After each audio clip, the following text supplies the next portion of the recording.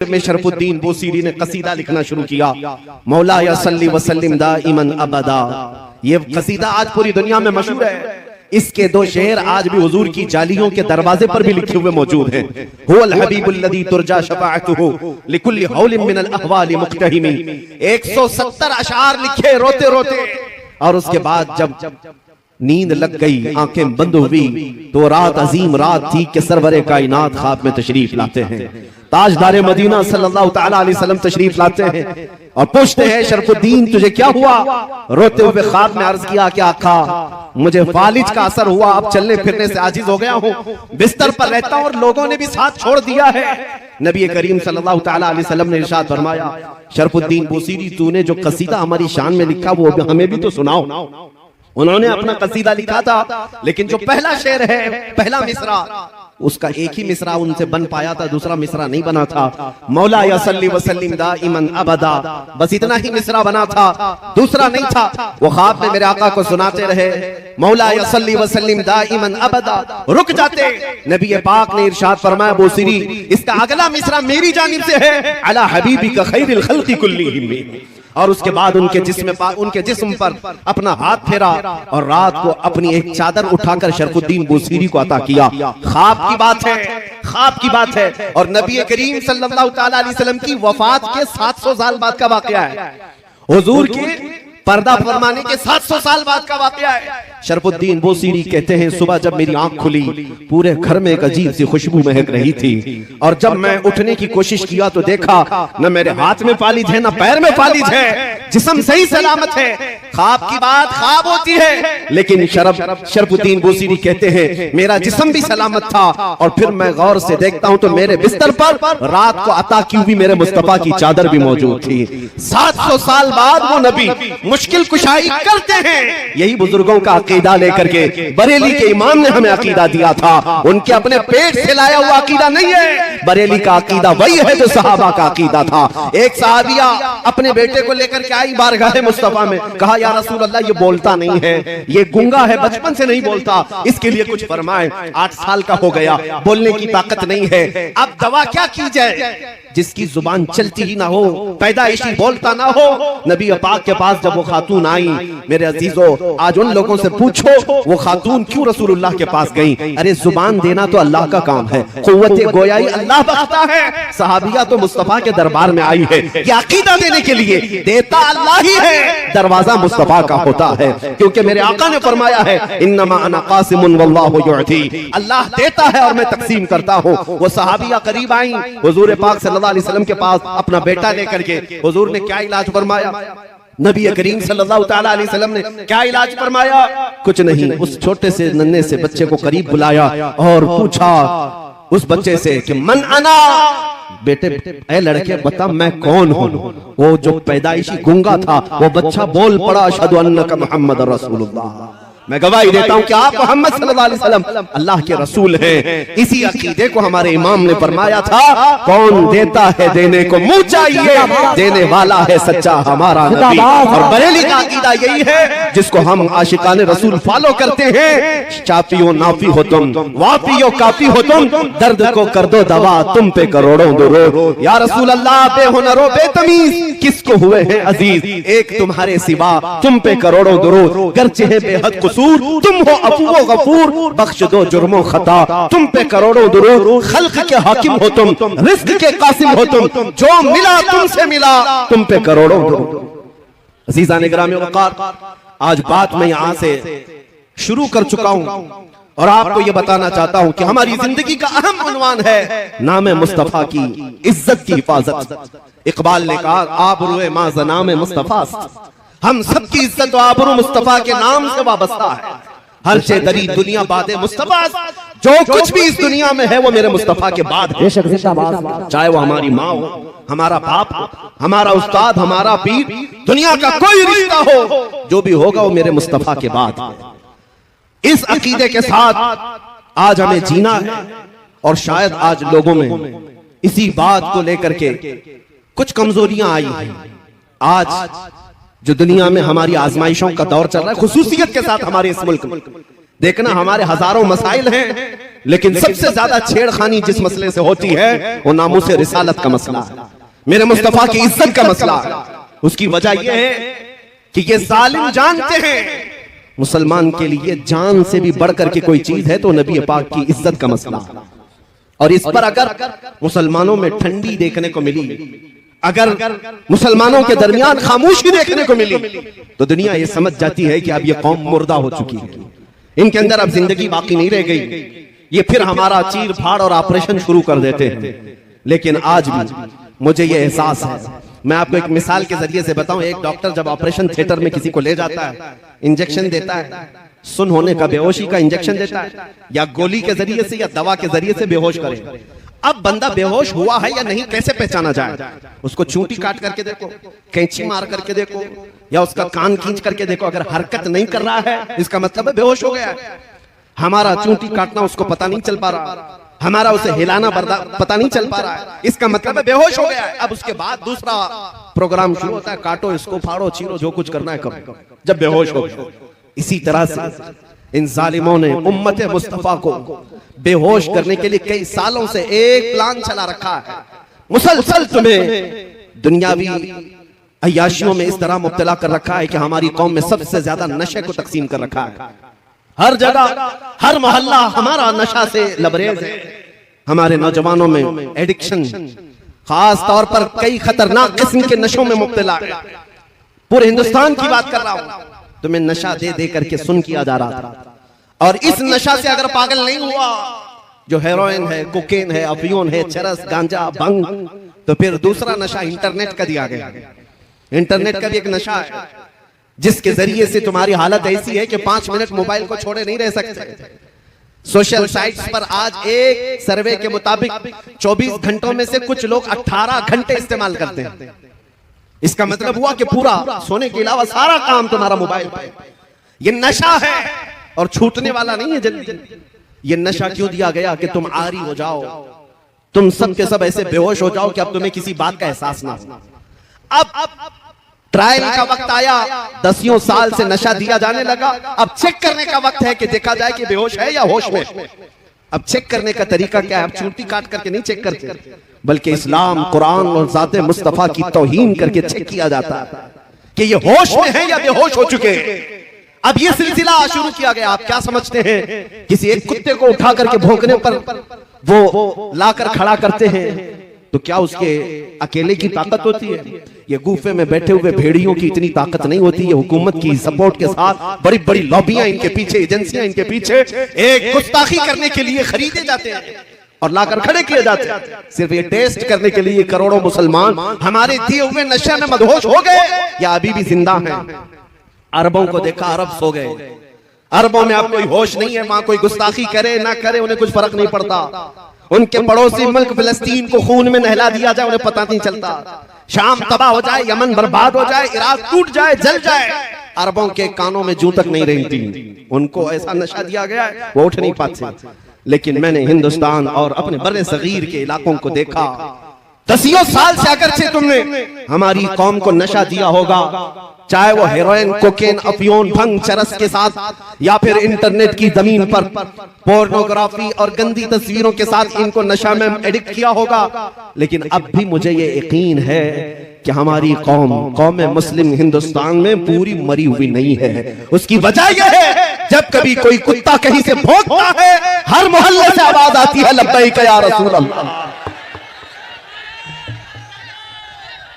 ये तुम्हारा लब्बैक का नारा लगाना इस बात की अलामत है कि ये कौम अभी मुर्दा नहीं है, अभी जिंदा है। मुझे वो बात बार बार कहने पर फख्र होता है। मुंबई की सरजमीन से 2 साल कबल जब एक कुत्ता भौंक रहा था, हमने उससे कहा था हम दिल्ली आते हैं और आकर के तुम्हारे साथ मुकाबला करेंगे। ये हमारे जज्बात थे। लेकिन आपको मैं बताऊं, रमजान का मौसम है, लॉकडाउन चल रहा है और उस वक्त लोग बाहर आना जाना बहुत कम रखते थे। मैं उतर करके अपने ऑफिस से जा रहा हूँ, एक नौजवान मेरे पास आया। हिप्पी कट है, बालों में डिजाइन है, दाढ़ी में भी डिजाइन है, कहीं बालियां पहना फटी जीन्स है, मुकम्मल एक आवारगी की शक्ल है। करीब आया, हाथ पकड़ लिया, कहा मुफ्ती साहब आपसे थोड़ी सी बात करनी है। मैंने कहा क्या बात है? कहा सुना है अभी अभी आप दिल्ली जाने की बात कर रहे हैं। मैं ऊपर से नीचे देखता रहा, कहा हाँ आपने सुना है तो सही सुना होगा। कहा मैंने सुना है कि कोई हुजूर सल्लल्लाहु अलैहि वसल्लम की शान में गुस्ताखी किया है और उस कुत्ते को जवाब देने के लिए आप दिल्ली जा रहे हैं और आग में कूदने की बात कर रहे हैं। मैंने कहा हाँ तुझे इससे क्या लेना देना है, तू क्यों इस बात को पूछ रहा है? वो नौजवान बज़ाहिर आवारा था, बज़ाहिर बदमाशों की शक्ल अपनाया था, लेकिन उसने मेरा हाथ पकड़कर कहा आप नहीं जाएंगे जब तक मैं जिंदा हूं, पहले मुझे आग में कूदने दिया जाए। मेरी आंखों से उस वक्त आंसू आए। बारगाह मुस्तफा में मैंने यही अर्ज किया था, या रसूल अल्लाह आपकी उम्मत गुनहगार तो हो गई लेकिन गद्दार नहीं है। लब्बैक या रसूल अल्लाह, लब्बैक या रसूल अल्लाह, या रसूल अल्लाह, लब्बैक जिंदाबाद। मेरे अजीजों, यही जिंदगी जो तुम्हारे दरमियान है ये जालिमों को खाए जा रही है। इनको हमने पिछले 70 सालों से 80 सालों से लूट लूट करके खत्म किया, लेकिन जिंदगी की रमक अभी भी बाकी है। आज रात के 12 बज चुके हैं या 1 बज चुके। इतनी रात को ये भरा मजमा ऐसी जवानी दिखा रहा है जैसे दिन का शबाब लगता हो। क्यों? ये किसी नेता का जलसा नहीं है, ये 100-200 रुपये के लिए जमा किया हुआ वोटों का मजमा नहीं है। और आपको पता होना चाहिए सारे नेता मिल करके भी अगर कोई मजमा इकट्ठा करें तो ऐसा जमा कर सकते हैं कि दोपहर में हरा पट्टा, शाम में नीला पट्टा, फिर रात को लाल पट्टा। वो बदल बदल करके पट्टे इस्तेमाल करने वाले मजमा तो जमा कर सकते हैं, लेकिन मैं उन्हें दावत फिक्र देता हूँ, आओ नेताजी रात के इस मजमे को एक बार देख लो। ये पैसों से बुलाया हुआ नहीं है, बल्कि यहाँ तो हर आया हुआ ये अज़्म लेकर के आया है। बात बन पड़ी तो मेरे मुस्तफा के कदमों में गर्दन भी निछावर करो। जिंदाबाद। हर बंदा ये अज़्म लेकर के आता है, जब जरूरत आ पड़े मेरे आका की इज्जत पर मैं अपनी गर्दन लेकर के हाजिर हूँ। इस मजमे में आपके अंदर ये जज्बा है या नहीं? सुन्नी हर एक ये जज्बा रखता है, और यही जिंदगी जो तुम्हारे दरमियान है ये गैरों को खाए जा रही है। आपने कभी महसूस किया?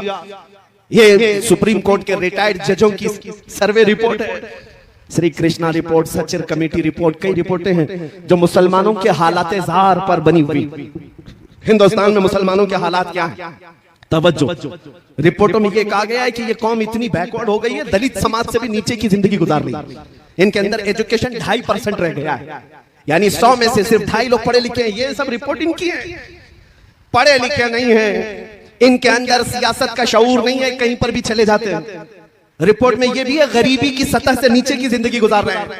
रिपोर्ट में ये भी है कि सबसे ज्यादा कम जॉब में यही लोग हैं, डिपार्टमेंट में ओहदे में इनका कोई नुमाइंदा ज्यादा नहीं है, इनकी क़यादत भी नहीं है कि किसी एक पर मुत्तफिक होते हैं। सारी रिपोर्टें मौजूद हैं, हमने भी देखा, सर्वे को देखा। ये कौम इतनी कमजोर है, 14% है और टूटी बिखरी हुई है। एजुकेशन की कमी है, सियासत की कमी है, इक्तिदार में नहीं है, ओहदों में नहीं है, क़यादत मफकूद है। फिर दूसरी बात ये हमें फिक्र में लाती है, जब इतनी टूटी फूटी जमात है तो फिर आज हर इलेक्शन का मुद्दा मुसलमान ही क्यों बनता है? और सारे टीवी चैनल हम पर ही भोंकते क्यों? ऐसे चैनल हैं उनकी दुकान हमारा नाम लिए बगैर चलती नहीं। हाँ, सुबह से शाम तक कोई भी न्यूज चैनल हो, अजान, दाढ़ी, टोपी, बुर्का, मस्जिद, मीनार, सारा न्यूज इसी में भरा हुआ है। क्यों? अरे हिंदुस्तान में और भी कौमें जीती हैं, यहाँ सिख भी हैं, ईसाई भी हैं, पारसी भी हैं, जैन भी हैं, लेकिन हर शो में हम हैं। क्यों? कुछ बात तो है कि मिटती नहीं हस्ती हमारी। इकबाल ने कहा है कुछ बात तो है कि मिटती नहीं हस्ती हमारी, सदियों रहा है दुश्मन दौरे ज़मां हमारा, तौहीद की अमानत सीनों में है हमारे, आसान नहीं मिटाना नामो निशा हमारा, यूनानो मिस्र रोमा सब मिट गए जहां से, बाकी मगर है अब तक नामो निशा हमारा। क्यों? किस वजह से हम सारे डिबेट का मुद्दा बनते हैं? सारी जगह पर हॉट टॉपिक कौन है? अरे जिनके पास पूरी मेजोरिटी है उनको भी जीतने के लिए हमारा नाम लेना पड़ता है। हमारा नाम कौम में अगर लोगों के अंदर जज्बात भड़काना है तो यहाँ पर लड़ाने के लिए भी हमारा ही नाम लिया जाता है। मेरे अजीजों, मैं ये सियासी बातें नहीं कर रहा हूँ, ये मैं तुम्हें एहसास दिला रहा हूँ। कभी कभार कुत्ते भौंक भौंक करके तुम्हें बताते हैं कि तुम गीदड़ नहीं, तुम शेर हो। रसूलुल्लाह के शेर हो, तुमने अपनी हैसियतें भुला दी, तुमने अपने अक़दार को महसूस नहीं किया। तुम्हारी जिंदगी से आज भी दुनिया परेशान है, घबरा गई है गर्दिशे दौरां कभी कभी, दीवान गाने इश्क़े मोहम्मद को देखकर घबरा गई है गर्दिशे दौरां कभी कभी। अज़ीज़ान गिरामी वक़ार, ये तुम्हारी जिंदगी की रमक दमक जो आज भी बाकी है, मैं महसूस करता हूँ सब कुछ लुट गया होगा, लेकिन सबसे बड़ी दौलत जो इश्क़े मुस्तफ़ा है वो आज भी तुम्हारे सीनों में मौजूद है। ये अगर है तुम्हारे पास तो दोबारा उठ खड़े होने में कोई दिक्कत नहीं है, हमारे जमा होने में कोई दिक्कत नहीं है। फिर से ये कौम जिंदा होगी, ताबिंदा होगी और हर जगह फिर परचम इस्लाम लहराएगी। हाँ, अगर दिल से मेरे मुस्तफा का नाम निकल गया तो फिर चलती फिरती लाशें हैं, इनसे कुछ होना नहीं है। याद रखो, हमारी जिंदगी में जो कुछ भी है वो मेरे मुस्तफा की बरकत से है। वो जो न थे तो कुछ न था, वो जो न हो तो हर सुन्नी जानता है, वो जो न हो तो कहां पर हमारी जिंदगी में भी वो जो न हो तो, हमारी हर चीज में वो जो न हो तो। अरे कब्र में भी जाओगे, फरिश्ते दो सवाल करेंगे, तुम्हारा रब कौन है, तुम्हारा दीन क्या, यहाँ तक बहुत सारे बोल पड़ेंगे।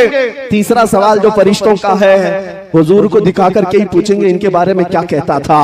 वो जो ना हो तो कब्र में भी तुम्हें वहां पर भी जरूरत है, और वहीं आकर के मुनाफिक फंस जाता है। उनको छोड़ा तो फिर तुम्हारी कब्र में भी खैरियत नहीं है। हश्र में चलो उठे, वहां तो हिसाब किताब का दिन है। आदम अलैहिस्सलाम से लेकर ईसा अलैहिस्सलाम तक कौम पूरी मखलूक फिरती रही, खलीलो नजी मसीहो सफी सभी से कहीं कहीं न बनी। ये बेखबरी की खल्क फिरी कहां से कहां तुम्हारे लिए, फिर मखलूक कहां आई, मेरे मुस्तफा के पास आई। अब फिर मैं पूछता हूं सुन्नियों, मैदान महशर में भी वो जो ना हो तो, वो जो ना हो तो कुछ ना हो। इसलिए जान है वो जहान की, और जान है तो जहान है। जब तुम्हें मालूम है जिंदगी में वो जो ना हो तो कुछ ना हो, कब्र में भी वो जो ना हो तो कुछ ना हो, हश्र में भी वो जो ना हो तो कुछ ना हो। तुम्हें जब ये पता चल गया कि हर चीज की जड़ मेरे मुस्तफा की जात है, तो बरेली के इमाम जो 100 साल से तुम्हें पुकार रहे हैं उनकी बात सुन लो। आज ले उनकी पनाह,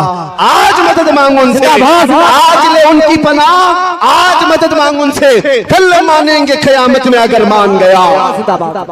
याद रखो मेरे अजीजों, हुजूर पाक सल्लल्लाहु तआला अलैहि वसल्लम को छोड़कर जिंदगी में कुछ नहीं है। सहाबा ताबईन रिज़वानुल्लाहि अलैहिम अजमईन इस अज़मत के पहलू को समझ चुके थे, इसलिए उन्होंने दुनिया को ठोकर मार दी थी। जानते हैं उनके नजदीक किसी भी चीज की अहमियत नहीं थी। आज ये बातें मैं आपको एहसास दिला रहा हूं, जब कभी जरूरत तुम्हारी जिंदगी में आए, मैं हर नौजवान को बेदार करना चाहूंगा इस बात को लेकर, सारे मसले सारे मुद्दे एक जगह रख देना। मेरे मुस्तफा के नाम की इज्जत अलग है, ये मकाम ही अलग है, और अगर तुमने फिक्र किया तो अल्लाह ताला तुम्हारे सारे मसाइल को यूं ही हल फरमाएगा। बेशक सारे मसाइल यूं ही हल हो जाएं। आज लोग बैठक करते हैं, मीटिंगें करते हैं, कॉन्फ्रेंसें हैं, सेमिनार हैं, यानी मुस्लिम मसाइल के हल के लिए, कितने मसाइल के हल के लिए हम सर जोड़ कर बैठते हैं। लेकिन मेरे अजीजों, एक मसले पर आप मुत्तफिक हो जाओ, सारे मसाइल का हल अल्लाह मुसब्बिबुल अस्बाब गैब से पैदा करेगा। तो एक मसले पर मुत्तफिक होना किस बात पर है कि मोहम्मद से वफातून है, कि मोहम्मद से वफातून है। तो हम तेरे हैं, ये जहां चीज है क्या, लौह कलम तेरे, जिंदाबाद। सारी कायनात तुम्हारी तरफ मोड़ दी जाएगी। उनके जो हम गुलाम थे, खल्क के पेशवा रहे, उनसे फिरे जहां फिरा, फिर आई कमी वकार में। सहाबा की बात मैं बताऊं, एक सहाबिया मैं जंग के मैदान में जाने से पहले अपने 1.5 साल बच्चे को लेकर आती है, हुजूर की बारगाह में अर्ज करती है, सारे मुजाहिदीन आपके साथ जा रहे हैं, मेरा ये बच्चा भी आप कबूल फरमा लें। 1.5 साल का बच्चा जंग में क्या करेगा। उस खातून के जज्बात को कदर से देखो, हजारों सलाम उनकी इज्जत पर। वो खातून कहती है, या रसूल अल्लाह, इस बच्चे के अलावा मेरे घर में कोई नहीं, मेरा शौहर शहीद हो चुका, मेरे घर में और कोई नहीं। जब हर माँ अपने जवान को आपके साथ भेज रही है, मैं अपने बच्चे को घर में रखकर क्या करूंगा। 1.5 साल का बच्चा लाई, लेकिन क्या करना, क्या ये जंग करेगा। खातून कहती है, मैं जानती हूँ ये तीर और तलवार तो नहीं चला सकता, लेकिन आप अपने मुजाहिदीन सहाबा के हाथों में दे दे इसे, जब दुश्मनों की तरफ से तीर चलेंगे मेरा बच्चा ढाल के काम तो आ सकता है, मेरा बच्चा ढाल के काम आ सकता है। उनके जज्बात को लाखों सलाम, जिन्होंने मेरे मुस्तफा के लिए अपना सब कुछ कुर्बान किया है। आपको पता है, ओहद के मैदान में एक खातून दौड़ी चली आ रही है, जिसको किसी ने खबर दिया कि तुम्हारे शौहर शहीद हो गए, फिर किसी ने कहा तुम्हारा बेटा भी शहीद हुआ, फिर किसी ने कहा तुम्हारा भाई भी शहीद हुआ। वो खातून अपने रिश्तेदारों की शहादत की खबर सुन रही है। आज अंदाजा करो औरत के लिए एक बेटे का मर जाना कितना बड़ा मामला है। पूरा घर आसमान सर उठा लेती है। उसका रोना धोना आप देखते होंगे। एक जवान बेटा किसी का चला जाए, ये बोलना आसान है, प्रैक्टिकल बहुत मुश्किल है। एक खातून को जब ये कहा जा रहा है कि तेरा बेटा शहीद हुआ, तेरा भाई शहीद हुआ, तेरा शोहर शहीद हुआ, वो खातून का जवाब सुने। आने वाले से पूछती है सारे लोग मेरे रिश्तों के इंतकाल की खबर दे रहे हो, जरा ये तो बताओ आमीना का लाल सलामत है या नहीं, मुस्तफा करीम सलामत है या नहीं। आने वाले ने कहा ऐ खातून अल्लाह के रसूल सलामत है। वो खातून अपना आंचल निकालती और कहती है कुल्लु मुसीबतिन बादक जुललुन या रसूल अल्लाह, ऐ अल्लाह के रसूल अगर आप सलामत हैं तो हर मुसीबत आसान है, हर मुसीबत छोटी है। ये सहाबा का जज्बा था। उन्होंने ज़ात मुस्तफा और नाम मुस्तफा के एहतराम में अपना सब कुछ लुटाया। आपको पता है उन्होंने ना अपने माल की तरफ देखा है, ना अपने औलाद की तरफ, ना अपने घर बार की तरफ।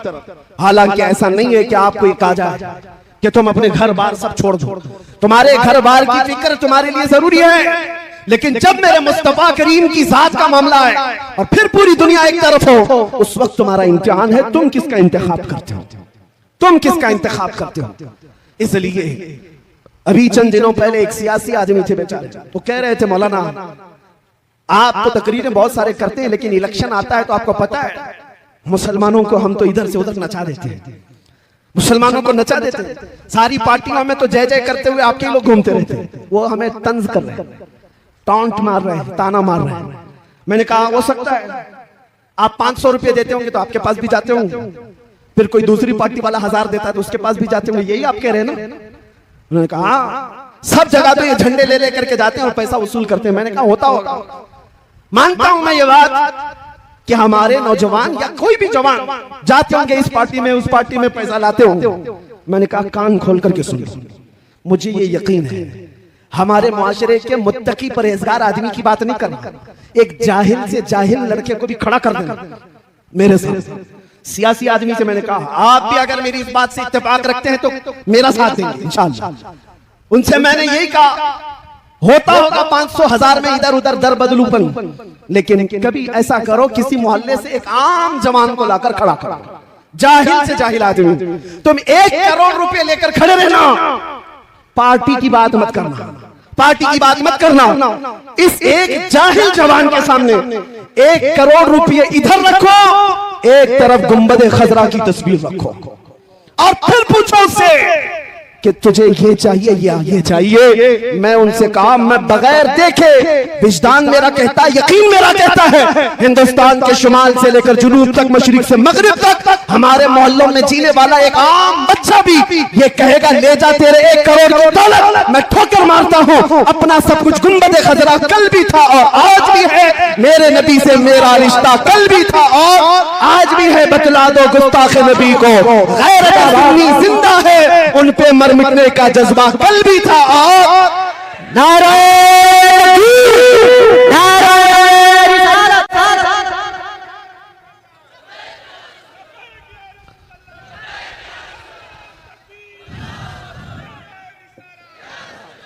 बस मेरे अजीजों के जज्बा जिंदा रखो।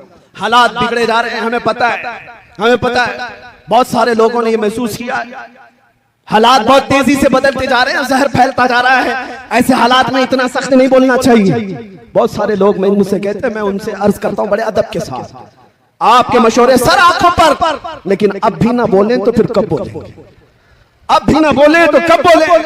जब उम्मत मुस्तफा पर हालात ऐसे आ गए हो कि बोलना भी आज मौत की सजा के जुर्म के बराबर है। आज के हालात में मेरे अजीजों अफजल जिहाद है, इन अफजल जिहादी कलिमतु हक़्क़िन इंद सुल्तानिल जाइर, जालिम बादशाह की मौजूदगी में हक बात का ऐलान करना सबसे अफजल जिहाद। आप तमामी हजरात से मैं इतना कहूंगा, हालात से घबरा कर, खौफजदा होकर, डर कर जीने की जरूरत नहीं। तुम्हारा दीन सच्चा है, तुम्हारा नबी सच्चा है, कुरान किताब अल्लाह की सच्ची है, तुम्हारा खुदा सच्चा है। जब खुदा सच्चा, दीन सच्चा, रसूल सच्चा, किताब सच्ची, तो सर झुकाकर नहीं सर उठाकर जीना है। डरे वो कौम जो चोर हो, डरे वो जो मुजरिम हो, अज़ीज़ान किराम वक़ार, ज्यादा से ज्यादा आज के हालात नहीं, हर जमाने में उम्मत मुस्तफ़ा के साथ ऐसी हालात रहे। सतीजा कार रहा है अजल से ताइम रोज, शरारे अबू लहबी से चरागे मुस्तफ़ा भी। हर जमाने में ये हालात रहे। लोग ये कहते हैं हालात बुरे हैं, संभल करके रहना चाहिए। मुझे बताओ करबला के मैदान में कौन से अच्छे हालात थे?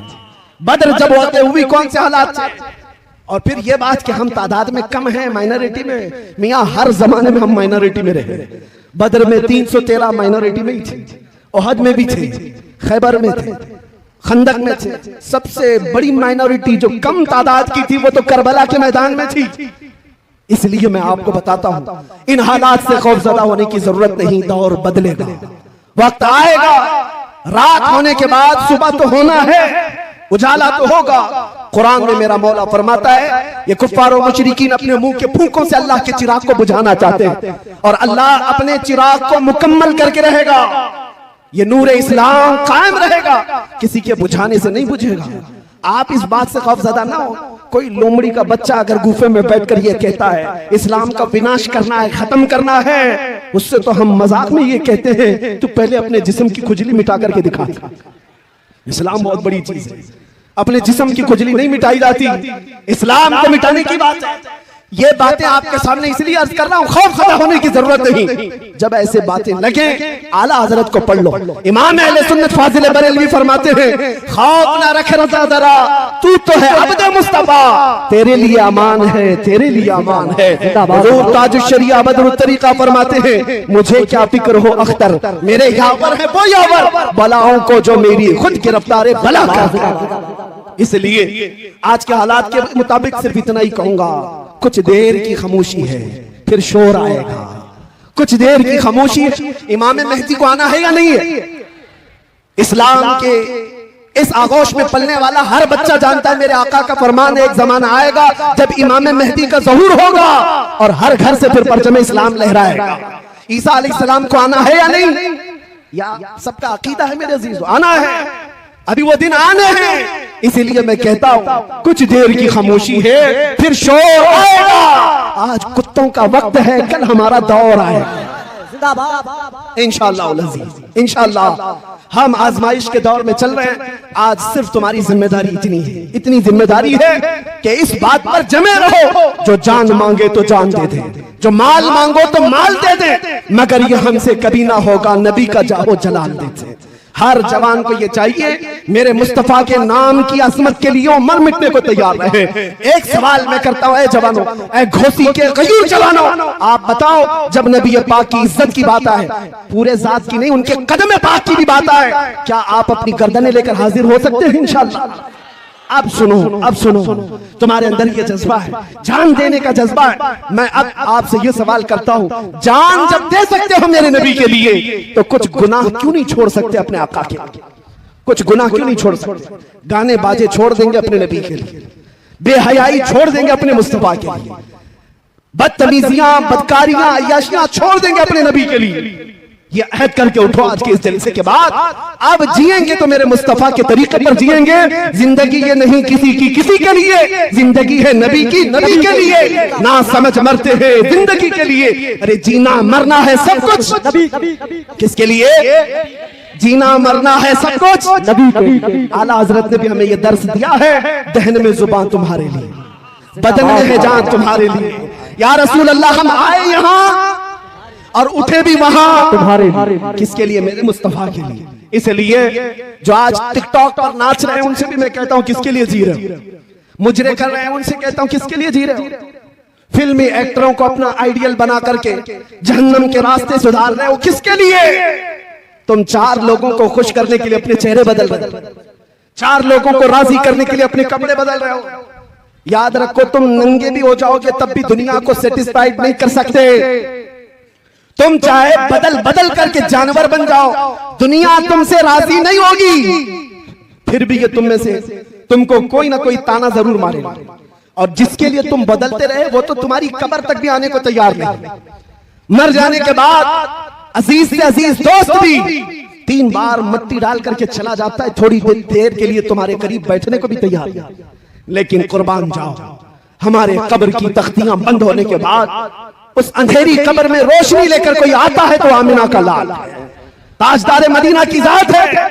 तो फिर इसीलिए आला हज़रत ने फरमाया आज ले उनकी पनाह, आज मदद मांग उनसे, कल न मानेंगे कयामत में, अगर मान गया जीने का सलीका बदल डालो, उसलूब बदल डालो, उठो वगरना हश्र ना होगा फिर कभी, दौड़ो के जमाना चाल अपनी चल गया, कुव्वते इश्क से हर बस्त को बाला कर दो, दहर में नामे मोहम्मद से उजाला कर दो। बस मेरी तकरीर का खुलासा, मेरी गुफ्तगू का हासिल कलाम और लुब्बे लुबाब यही है अजीजा ने गिरामी वक़ार के उलमा से करीब, अहले सुन्नत जमात से करीब और इश्क रसूल की बुनियादों पर जीना सीख जाओ। हर बच्चा ये अज़्म करके उठेगा मैं सो जाऊं या मुस्तफा कहते कहते, खुले आंख सल्ले अला कहते कहते, जिस दिन तुम्हारी सुबह व शाम इश्क मुस्तफा में डूब पड़ के होने लग जाए, फिर एक इनकलाब आएगा, इनकलाब आएगा, हर घर से फिर सदा आएगी लब्बैक या रसूल अल्लाह, लब्बैक या रसूल अल्लाह, लब्बैक या रसूल अल्लाह। आप ये मत समझना कि सिर्फ एक जुबानी नारा है, बल्कि ये सिर्फ नारा नहीं है, अच्छे अच्छे खीमों के चूल्हे हिला देने वाले अल्फाज हैं, बड़ी बड़ी ताकतों को ज़ेरो ज़बर करने वाली ये नारों की गूंज है, तुम्हें अंदाजा भी नहीं। एक मौलाना साहब हमारे पास आए, यूपी के ही थे। यूपी के मुतालिक हमें बार बार डराया जाता है, जब भी मैं मुंबई से यूपी के किसी जलसे में आता हूँ सब हमसे कहते हैं यूपी जा रहे हैं, यूपी में बड़े हालात खराब हैं, यहाँ तो बिल्डोजर चलता है, यहाँ बड़े हालात खराब हैं। हम उनसे एक ही बात कहते हैं, सबसे ज्यादा क्या होगा, बिल्डोजर ही चलाएंगे, इससे ज्यादा क्या है, इससे ज्यादा कुछ नहीं। उन्हें अभी पता नहीं हम बिलाल हबशी के वारिसीन हैं, जिंदाबाद। उन्हें अभी पता नहीं खुबैब इब्न अदी हमारे अकाबिर में से हैं, और उन्हें ये पता नहीं अंग्रेज इससे भी बड़े काम कर चुके। किफायत अली काफी रहमतुल्लाह ताला अलैह को गिरफ्तार करके उनके जिस्म पर स्त्री फेरा था 7 दिन तक, गरम स्त्री फेरते थे, और फिर जब चमड़ी जल जाती थी तो नमक छिड़कते थे। लेकिन उस आलिम रब्बानी ने हर तकलीफ गवारा कर ली, अंग्रेजों की बैत कबूल नहीं की, अंग्रेजों की हुकूमत की हिमायत नहीं की, यहाँ तक के फांसी के फंदे पर चढ़ाया गया किफायत अली काफी को। बिल्डोजर वाले सुनो, अभी भी उलमा हक मौजूद हैं, किफायत अली काफी के वारिसीन हैं। जिस दिन किफायत अली काफी को सूली पर चढ़ाया जा रहा था, उनसे पूछा जा रहा था आखिरी कोई ख्वाहिश है, तो किफायत अली काफी ने कहा आखिरी ख्वाहिश सिर्फ इतनी है, एक बार मेरे मुस्तफा की नात पढ़ लो, और फिर गुनगुनाना शुरू किया, कोई गुल बाकी रहेगा न चमन रह जाएगा, पर रसूलुल्लाह का दीने हसन रह जाएगा, सब फना हो जाएंगे काफी वो, लेकिन हश्र तक नाम हजरत का जुबानों पर चलन रह जाएगा। आपको पता है 3,000 अंग्रेजों ने मिलकर के किफायत अली काफी को मुरादाबाद में फांसी पर चढ़ा दिया था। 1857 गदर का मामला है, और अंग्रेज 8 दिन तक जश्न मनाते रहे कि हम एक आशिक रसूल को खत्म कर दें। ये किफायत अली काफी बड़े आशिक रसूल, उनकी जुबान में अल्लाह ने बला की तासीर दी, लोगों के कान खड़े हो जाते जब वो बोलते, और अंग्रेजों को ये बात बड़ी दिक्कत थी, दुश्वार गुजार थी। फांसी पर चढ़ाया, खूब जश्न मनाया। इन जालिम कुत्तों को पता नहीं मेरे मौला का कानून क्या है, दस्तूर खुदरत क्या है। अरे ये एक आशिक रसूल किफायत अली काफी को मुरादाबाद में फांसी पर चढ़ा रहे हैं, और उसी के पड़ोस शहर बरेली में अल्लाह रब्बुल इज्जत इमाम अहमद रजा को पैदा किया। एक चिराग बुझाओगे, मौला दूसरा ऐसा चिराग रोशन करेगा। फिर वो बरेली का इमाम खड़ा हुआ और अपने नौ के कलम से ऐसा भरने लगा इश्क रसूल के चप्पे चप्पे से फिर आवाज आने लगी, डाल दी कल्ब में अज़मत मुस्तफा सय्यदी आला हजरत पे लाखों सलाम। ऐसा इश्क भर दिया, जब दुनिया भौंक रही थी नबी को क्या कहना चाहिए, इतना कहना चाहिए, उतना कहना चाहिए, तब वो हमें अपने कलम से अकीदे भर भर कर दे रहा था। इतना कहना उतना कहना छोड़ दो, यूं कहो बारगाह में सरवर कहूं के मालिको मौला कहूं तुझे, बाग़े खलील का गुले ज़ैबा कहूं तुझे, तेरे तो वस्फ़ तनाही से है बड़ी, हैरान हूं मेरे शाह मैं क्या क्या कहूं तुझे, लेकिन रज़ा ने खत में सुखन इस पे कर दिया, खालिक का बंदा खल्क का आका कहूं तुझे। अज़ीज़ा ने गिरामी वक़ार, मेरे इन जुमलों के साथ मैं इस गुफ्तगू पर अपनी तकरीर खत्म करता हूं, लेकिन एक वादा लेकर जाता हूं, घोसी हो कि आस पड़ोस के आए हुए जवान हो, इस बात का अज़्म मुसम्मम लेकर के जाएं। और इन बड़ी शख्सियतों के सामने मैं हाजिर हूं एक अदना तालिब इल्म की हैसियत से, और कभी मेरे ख्वाब ख्याल में था नहीं कि मदीनतुल उलमा घोसी जैसे शहर में भी मैं खिताब करूंगा। बस आज हर इलाके के दरमियान खिताब के लिए अगर मैं खड़ा होता हूं तो सिर्फ इतनी निस्बत है, ये नाज ये अंदाज हमारे नहीं होते, झोली में अगर टुकड़े तुम्हारे नहीं होते। या रसूल अल्लाह, जब तक के मदीने से इशारे नहीं होते, रोशन मेरी किस्मत के सितारे नहीं होते। बेदाम ही बिक जाइए बाजारे नबी में, बेदाम ही बिक जाइए बाजारे नबी में, इस शान के सौदे में खसारे नहीं होते। अजीजा ने गिरामी वक़ार, घोसी तो ये दूसरा बरेली है जहां इल्म और उलमा हर सू नजर आता है, हर सू नजर आते हैं। और इस अजीम शहर को निस्बत हासिल है हजरत खलीफा आला हजरत सदरुल शरिया बदरुल तरीका रज़ी अल्लाह तआला अन्हु की जात गिरामी से। और उनके जमाने में भी घोसी उनके नाम से मशहूर रहा, अपनों में भी और गैरों में भी।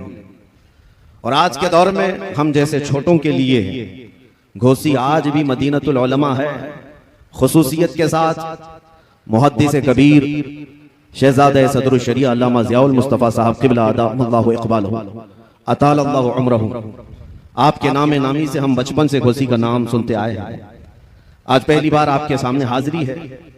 बस आप हजरात में से अक्सर जिन्होंने मुझे सुना होगा या कहीं से किसी और से सुना होगा, तो उन्हें मालूम होना चाहिए हमारी जिंदगी का सिर्फ एक ही उन्वान है, हमारी जिंदगी का एक ही मकसद है। इस मिंबर से कई तलबा के सरों पर दस्तार बांधी गई, इन्हें इल्म की दस्तार दी गई है, ये हाफिज कुरान हुए हैं, कारी कुरान हुए हैं। लेकिन मेरे अजीजों, हकीकत में ये दस्तार का माना ये है कि इनके सरों पर उम्मत मुस्तफ़ा की निगहबानी का जिम्मा रखा गया है कि आप ये उम्मत के सामने आए और पीर बन करके नहीं, बल्कि मेरे मुस्तफ़ा के सिपाही बन करके उतरे। आज जरूरत है हर आलिम दीन जो किसी दारुल उलूम से फारिग होकर आ रहा है, वो उम्मत के दरमियान आए। उम्मत आज तकतकी बांध करके इंतजार कर रही है कब हमारी जमात में सलाहुद्दीन आएगा। आज इंतजार में है कब हमारी जमात में टीपू सुल्तान आएगा। बस ये काम उलमा का है, वो इस बेड़े को संभालें और उतर आए। मैं अपनी तकरीर का उन्वान आप में से अक्सर को अगर मालूम है तो फिर मैं दोहरा देता हूं। हमारा उन्वान सिर्फ यही है, या रसूल अल्लाह, है जो जिंदगानी बाकी ये इरादा कर लिया है जो जिंदगानी बाकी ये इरादा कर लिया है, तेरे मुनकिरों से आका मैं मरूंगा लड़ते लड़ते, तेरे मुनकिरों से आका मैं मरूंगा लड़ते लड़ते। और मेरा इंट्रोडक्शन और मेरा तारुफ नाज़िम इजलास अपने अपने अल्फाज में करा रहे थे, वरना मैं अपने अल्फाज में अगर अर्ज करूं तो मेरा तारुफ सिर्फ इतना ही है, या रसूल अल्लाह, तेरे इश्क की बदौलत मुझे जिंदगी मिली है, तेरे इश्क की बदौलत मुझे जिंदगी मिली है। मेरी बात बन गई है तेरी बात करते करते, मेरी बात बन गई है तेरी बात करते करते। याद रखो मेरे अजीजों, जिंदगी का ये अहम उन्वान है नबी करीम सल्लल्लाहु तआला अलैहि वसल्लम की इज्जत की हिफाजत, रसूल करीम सल्लल्लाहु तआला अलैहि वसल्लम के नाम पाक की हिफाजत। आज हर जगह आला हजरत कहते हैं। क्या है आला हजरत का मिशन? पूरी जिंदगी नाम मुस्तफा की हिफाजत। ये सबसे अहम उन्सुर है मसलक आला हजरत का। आला हजरत की सारी किताबों का निचोड़ निकाले तो उस निचोड़ से एक ही बात निकलती है, मैं गदा हूं अपने करीम का, मेरा दीन पारे ना नहीं। ये खुलासा है मसलक आला हजरत, हमें यही सिखाता आया है। अजीज़ान गिरामी वक़ार, मैं आज ही किसी साहब के मुतालिक ये सुन रहा था, उन्होंने मुझसे कहा, कोई पाकिस्तानी जोकर मौलवी कह रहा था कि ये इन लोगों के पीछे नमाज नहीं पढ़ना जो बरेलवी लोग हैं, ये रसूलुल्लाह को मुश्किल कुशा मानते हैं, लिहाजा ये शिर्क करते हैं, ये शिर्क करते हैं, इस वजह से इनके पीछे नमाज नहीं। एक तरफ तो तुम हमें मुशरिक कहते हो और दूसरी तरफ इत्तिहाद इत्तिहाद का नारा भी लगाते हो। फिर अगर हम तुम्हारे पीछे नमाज ना पढ़े तो तुम्हें दर्द क्यों होता है, तकलीफ क्यों होती है? लेकिन ये जुमला मुझे बड़ा सख्त लगा कि नबी पाक सल्लल्लाहु तआला अलैहि वसल्लम को अगर आज कोई मुश्किल कुशा समझे, अपनी मुश्किलों का हल करने वाला आका समझे, तो ये साहब हमें मुशरिक करार देते हैं। फिर शरफुद्दीन इमाम बूसीरी के बारे में तुम्हारा क्या ख्याल है, जो लकवा और फालिज के असर के बाद अपने बिस्तर पर लेट करके हुजूर की बारगाह में यूं कहते हैं, या अकरमल खल्क़ि माली मन अलूदु बिही सिवा का इंद हुलूलिल हादितिल अममी वलन यदीक रसूलल्लाह जाहु कभी इदल करीम तजल्ला बिस्मि मुंतकिमी। मैं असलाफ का अकीदा बता रहा हूं सुन्नियों। शरफुद्दीन इमाम बूसीरी मिस्र के रहने वाले, अस्कंदरिया में आज भी उनका मज़ार पाक है। आज से तकरीबन 7 सदियों पहले की एक बुजुर्ग शख्सियत का जिक्र है।